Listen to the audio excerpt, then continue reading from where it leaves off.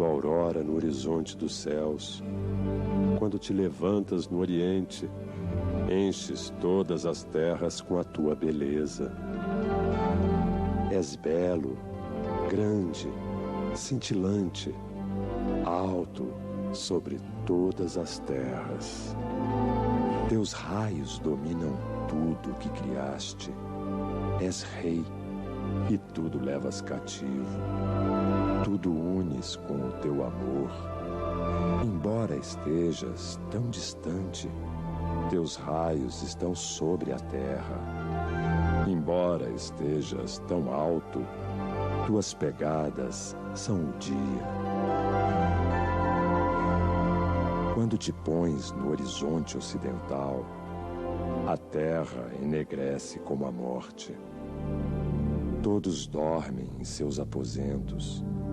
As cabeças se cobrem. As narinas param de vibrar. Um ser não vê o outro. O mundo cai em silêncio.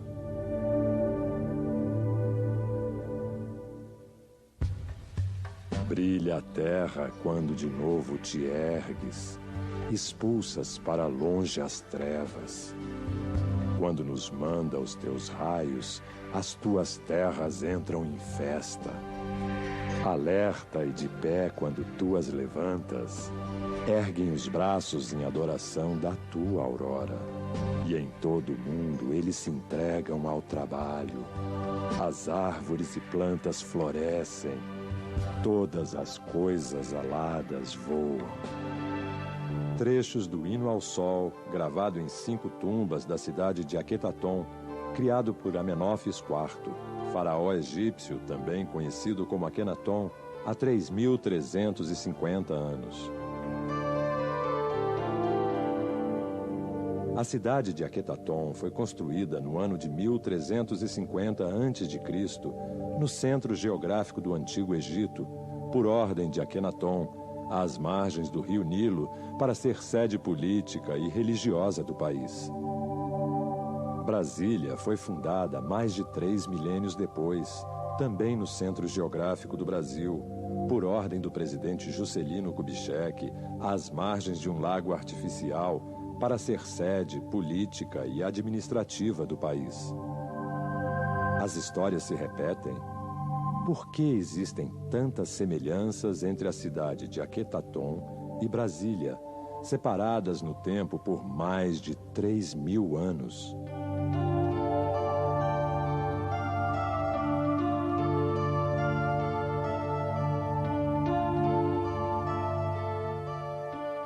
Eu estava no Egito fazendo pesquisas quando fui convidada pelo embaixador do Egito no Brasil, o Sai Sherif, e o governador Prates, para fazer uma série de conferências em Brasília. Em 3 meses depois, eu estava de volta para já ficar em Brasília. E nós observamos que tudo foi de repente. E até mesmo a família toda veio para Brasília. E aqui eu me sentia muito feliz e me sinto até hoje. E comecei a fazer observações porque eu cheguei numa cidade que havia muitas coisas egípcias que eu havia deixado no próprio Egito. E comecei a fazer análise de tudo. Mas isso levou bastante tempo. Durante 6 anos eu fiz uma pesquisa de todas essas coincidências que acontecem em Brasília com o Antigo Egito. Eu tinha a intuição das coisas, eu sentia como deveria escrever, eu sentia, mandavam eu ver as coisas, eu ia ver, ia medir, ia conversar com as pessoas. E no ano de 1984 foi lançado o filme e o livro. O professor Hernani e a sua esposa me convidaram para fazer uma nova roupagem. Eu achei muito bonita essa expressão, eu vou guardar para toda a vida. Uma nova roupagem. Mas achei tão maravilhoso que eles quiseram concretizar, quiseram ter provas da autenticidade. Então, isso vai dar um grande, diríamos, uma grande surpresa para todos os brasileiros e também para toda a humanidade. porque nós já estamos conhecidos na Europa, em todos os lugares, até mesmo no Egito, já se fala nesse trabalho. E um dia me foi dito, esta obra não vai poder parar, porque é uma obra que não é sua, é da humanidade.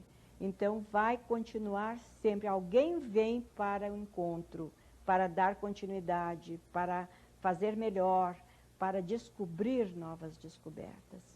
Recentemente, conversando com a professora Yara, nós nos propusemos a reescrever o livro e reeditar, usando uma linguagem mais racional, uma linguagem mais didática. Para isso, foi necessário que a gente se reunisse durante uns 6 meses.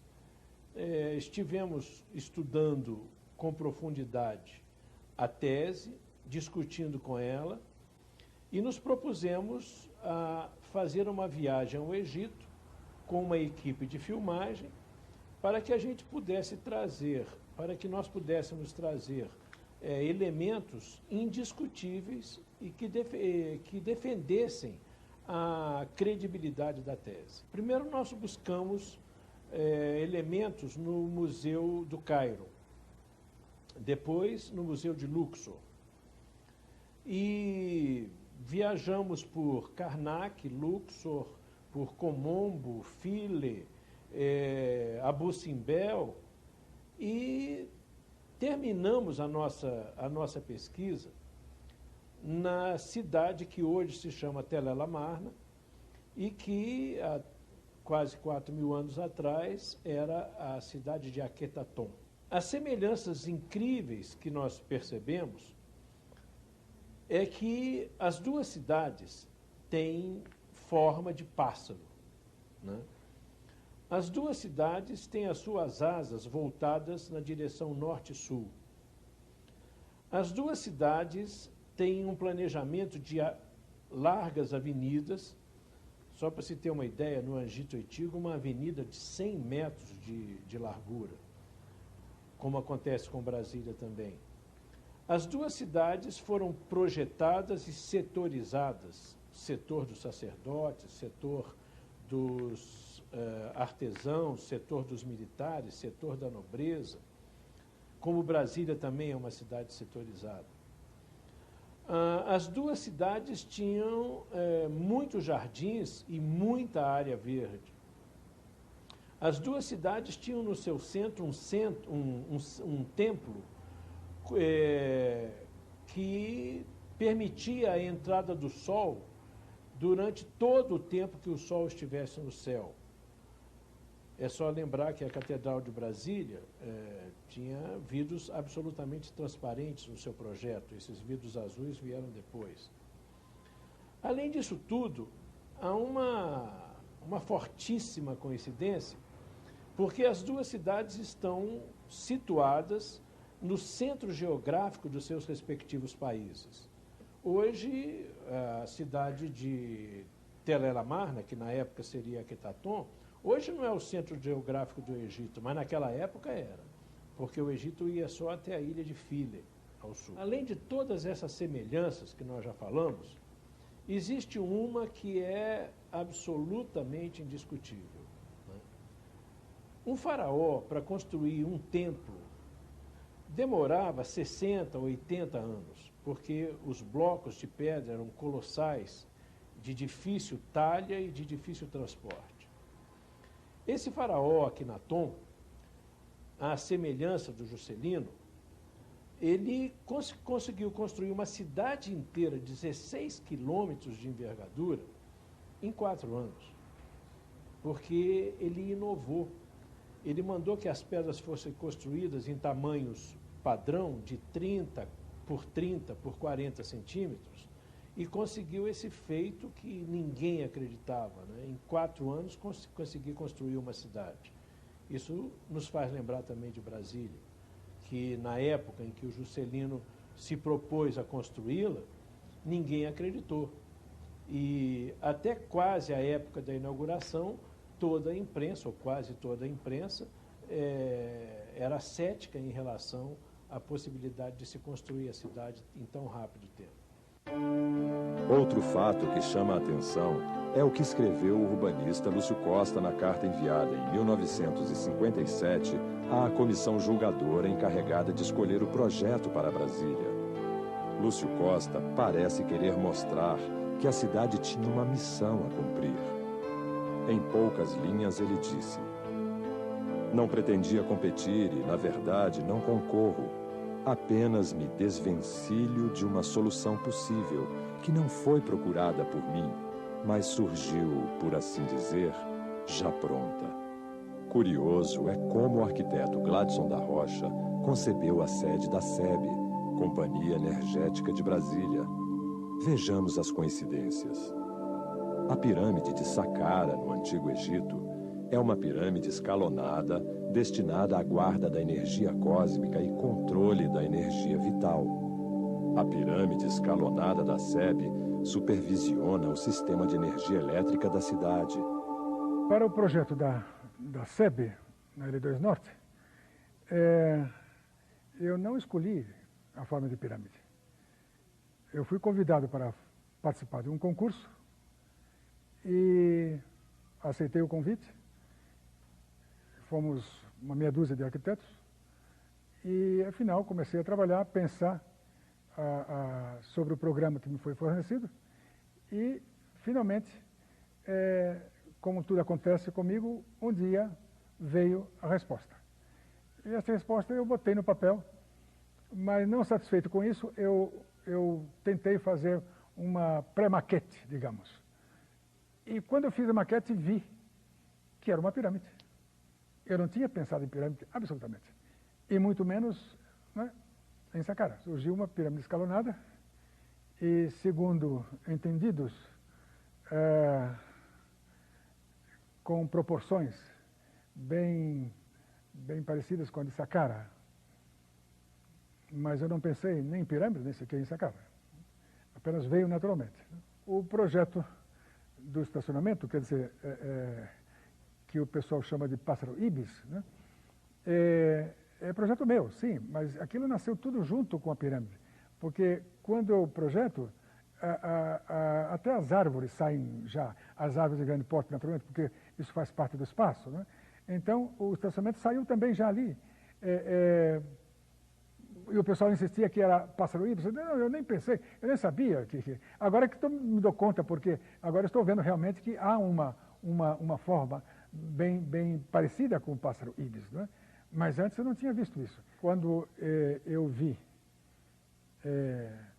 em pré-maquete, né, que o projeto tinha uma forma piramidal, de repente me veio uma lembrança de um caso que me aconteceu em Los Angeles. Eu estava andando por uma rua, no caso a Hill Street, quando uma senhora, jovem senhora, vinha no sentido contrário ao meu, e a uns 10 metros assim de distância, ela botou as mãos para cima, com os olhos bem acesos assim para mim, não é? E botou as mãos para cima dizendo: o que é isso? O que eu estou vendo?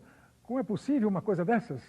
E eu me espantei e olhei para cima, e ela disse: não, tudo bem, é que eu tenho certeza que o senhor foi um sacerdote egípcio há 3.500 anos passados. Depois eu fui ao Egito, isso fazem uns 5 anos, foi quando eu vi pela primeira vez Saqqara e vi as pirâmides famosas, as 3 pirâmides famosas, não é? E me aconteceu lá algo muito estranho, porque eu, quando cheguei, naturalmente apressado um pouco, porque eu precisava pegar ainda com a luz do dia para ver a pirâmide de Saqqara, então eu estava com um pouco de pressa, infelizmente, mas me queriam subir num camelo, e eu digo: não, eu quero ir a pé, eu quero ver. Não pode, tá, vamos ver. Não, eu não quero subir em camelo, você entende? Então eu vou a pé, então eu vou com o senhor. Muito bem, o guia veio comigo, né? E fomos ver as pirâmides, estou lá, e vi tudo, e depois, naturalmente, correndo, tudo isso, lamentavelmente, não, o táxi de volta, e quando chego no táxi, eu vejo uma mancha na minha mão, e fui ver o que era o meu pulso, com o relógio que eu tinha na mão esquerda, não é? Era lodo puro, era lama pura, o meu braço, cheio de lama, que nunca aconteceu isso na minha vida, que um relógio me sujasse dessa maneira. Mas isso aconteceu lá. Eu me pensei, talvez foi alguma reação, uma reação, não é, química que deu, me suou com coisa, mas nunca me deu antes. Por que lá em Saqqara? Por que lá nas pirâmides? Não é? Deve ter sido alguma revelação, alguma coisa que aconteceu, física inclusive comigo. Não é? Mas acho tudo isso muito estranho, muito fantástico, não? Porque realmente quando eu descobri que o projeto em si era uma pirâmide, e que me lembrei daquela história de Los Angeles, eu digo, olha, que coisa, talvez aí há alguma coisa mesmo, não? Porque quem sabe se eu vivi vidas passadas lá no Egito, não é? Então, tudo é possível.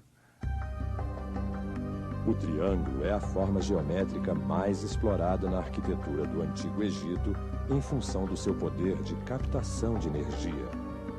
Hoje, 5.000 anos depois, a arquitetura brasiliense também possui no triângulo a sua forma mais explorada. Os triângulos de vértices opostos se repetem em Brasília. A Catedral, o Centro de Convenções, as colunas do Palácio da Alvorada, o Palácio do Planalto, o Supremo Tribunal Federal. O Executivo, o Legislativo e o Judiciário estão situados nos ângulos do triângulo equilátero formado na Praça dos Três Poderes.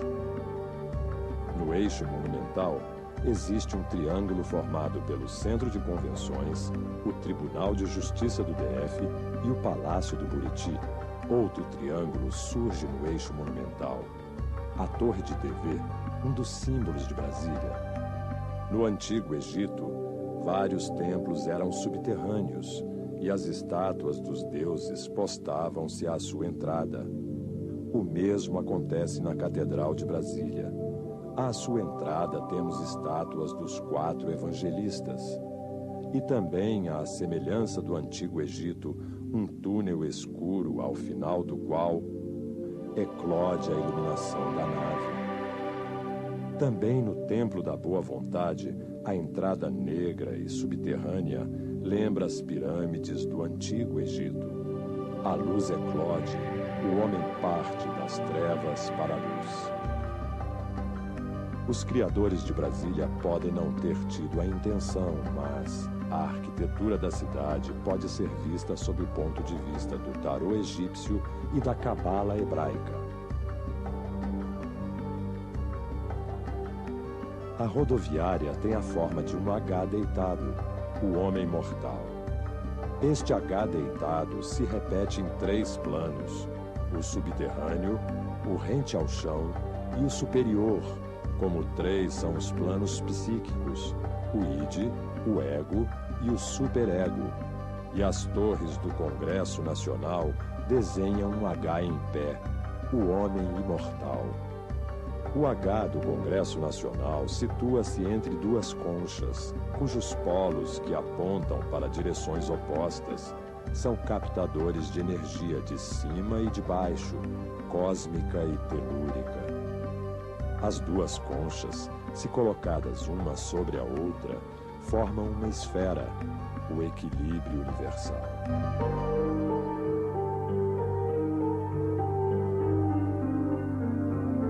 A ermida de Philae era cercada por água que os egípcios chamavam de Lago Sagrado. Como monumento marcante em Brasília, existe a ermida Dom Bosco, forma piramidal patente, tranquila e bela, junto ao Lago Paranoá, situada precisamente na altura dos paralelos 15 a 20 graus, como predissera Dom Bosco.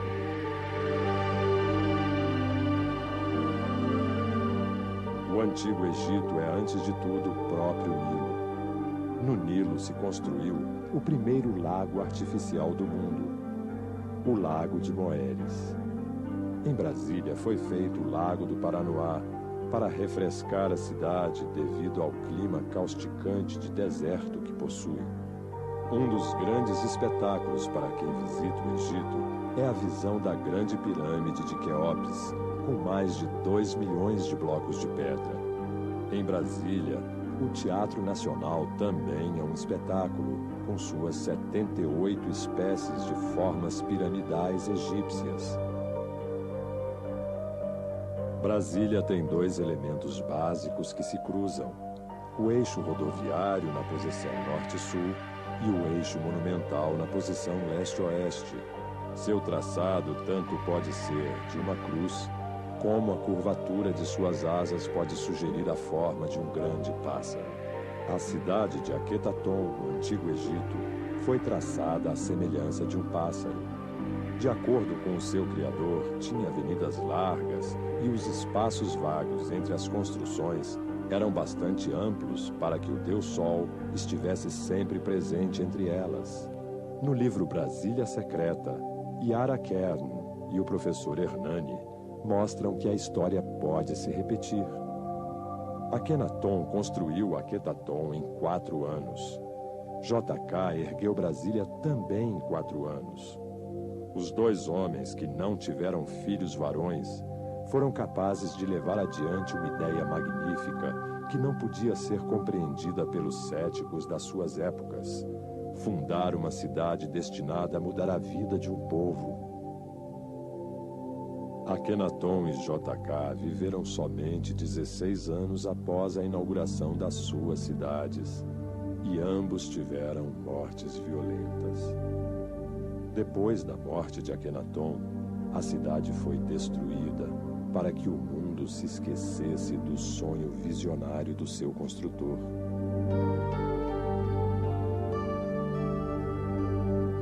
Seria Brasília a continuação de Aquetaton, e seu destino seria o de resgatar o que se projetou no passado para o futuro da humanidade? Mas Brasília ainda tem muitos segredos por revelar. Juscelino Kubitschek também procurou essas revelações, como afirmou no seu livro Meu Caminho para Brasília. Hoje, tanto tempo decorrido, pergunto-me às vezes se essa admiração por Akhenaton, surgida na mocidade, não constituiu a chama, distante de certo modo romântica, que acendeu e alimentou meu ideal, realizado na maturidade, de construir no Planalto Central, Brasília, a nova capital do Brasil. A data de hoje tornou-se duplamente histórica para o Brasil, porque à gloriosa evocação do passado junta-se agora a epopeia da construção desta nova capital que acabamos de inaugurar. Saudamos assim a um só tempo o passado e o futuro de nossa pátria, através de dois acontecimentos que se ligam no ideal comum que os animaram. Brasília, concretização de um sonho milenar.